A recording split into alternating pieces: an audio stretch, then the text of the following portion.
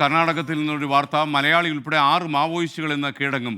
വയനാട് സ്വദേശിനി ജിഷ ഉൾപ്പെടെയുള്ളവരാണ് ചിക്കമംഗളൂർ കളക്ടർക്ക് മുന്നിൽ ഹാജരായി കീഴടങ്ങുക. വിവരങ്ങളുമായി മുഹമ്മദ് റഹീസ് ചേരുന്നു ചെന്നൈയിൽ നിന്ന്. റഹീസ്, കൂടുതൽ വിശദാംശങ്ങൾ. Good morning.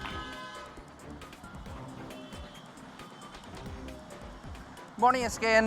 കർണാടക സർക്കാരിനെ സംബന്ധിച്ചിടത്തോളം അവർക്ക് ഒരു വലിയ നേട്ടമാണ് ഇന്നുണ്ടാകുന്നത്. കഴിഞ്ഞ കുറേ നാളുകളായി സർക്കാർ ഇത്തരത്തിൽ മാവോയിസ്റ്റ് നേതാക്കളെ കണ്ട് സംസാരിച്ച് അനുനയിപ്പിച്ച് അവരെ കീഴടക്കാനുള്ള ഒരു നടപടിയുമായി മുന്നോട്ട് പോവുകയായിരുന്നു. അത്തരത്തിലൊരു പദ്ധതിയാണ് ഇപ്പോൾ വിജയിച്ചിരിക്കുന്നത്. നമുക്കിപ്പോൾ ലഭിക്കുന്ന വിവരങ്ങൾ അനുസരിച്ച് 6 മാവോയിസ്റ്റ് നേതാക്കളാണ് ഇപ്പോൾ ഇന്ന് ചിക്കമംഗളൂരു കളക്ടർക്ക് മുന്നിൽ കീഴടങ്ങാൻ എത്തുന്നത്. അതിൽ മലയാളിയായ ജിഷ ഉൾപ്പെടെയുള്ള 6 പേരാണ് എത്തുന്നത്.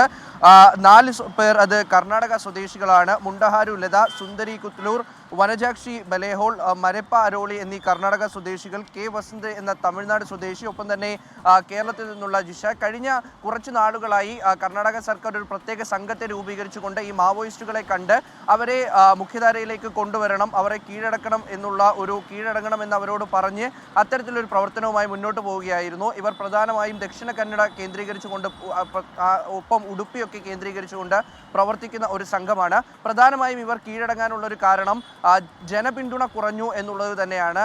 ഇവർ കഴിയുന്ന കാടുകളുടെ അടുത്തുള്ള ജനങ്ങളുടെ പിന്തുണ ഉണ്ടെങ്കിൽ മാത്രമേ അധിക നാൾ മുന്നോട്ട് പോകാൻ കഴിയുള്ളൂ. അതൊരു പ്രധാനപ്പെട്ട കാരണമായി. മാത്രമല്ല, ഇപ്പോൾ ഈ അടുത്ത് കുറേ മാവോയിസ്റ്റ് നേതാക്കളൊക്കെയും കൊല്ലപ്പെടുന്നുണ്ട്. പ്രധാനമായും നേതൃത്വത്തിലുള്ളവരൊക്കെയും കൊല്ലപ്പെടുന്നു. അതുകൊണ്ട് തന്നെ ഇനി ഇത്തരത്തിൽ മുന്നോട്ട് പോകാൻ കഴിയില്ല എന്നുള്ളൊരു കാര്യവും മുന്നോട്ട് വന്നിട്ടുണ്ട്.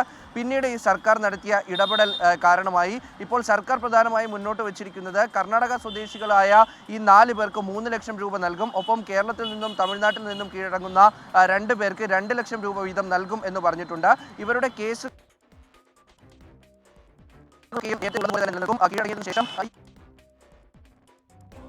ഓക്കെ, റഹീസാണ് വിവരങ്ങൾ നൽകിയത്.